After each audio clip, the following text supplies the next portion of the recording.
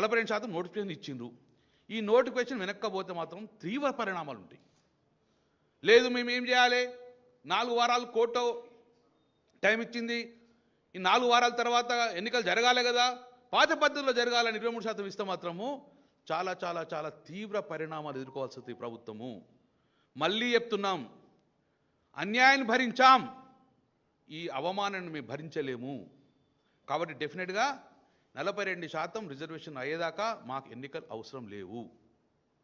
ఎన్నికలు ఇంకో సంవత్సరం పెడతావా, 2 సంవత్సరాలు పెడతావా, కానీ చట్టపరంగా మాకు 42% ఇచ్చిన తర్వాతనే జ్యుడిషియల్గా ఇక్కడ న్యాయపరమైన చిక్కులు రాకుండా ఉండటానికి ప్రొటెక్షన్ తీసుకున్న తర్వాతనే ఎన్నికలకు ఉండి, ఎన్నికలకు తొందర లేదు.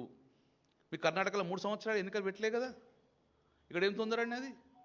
ఒకసారి మళ్ళీ మీరు పాత పద్ధతిలో 40% కాకుండా 23% రిజర్వేషన్ ఇస్తే ఇక జీవితంలో మళ్ళీ మా బీసీలు అనేది రిజర్వేషన్కు నోచుకోరు, మళ్ళీ సమాధి చేస్తారు.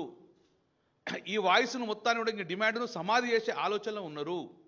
కాబట్టి సూటిగా కరెక్ట్ చెప్తున్నాం, ఢిల్లీకి కదలండి, మేము మీతో వస్తాము, మీరు ఏది కూర్చుంటే అది కూర్చుంటాము, కానీ ఢిల్లీకి వెళ్ళి రిజర్వేషన్ తర్వాతనే తెలంగాణలో అడుగుపెట్టండి.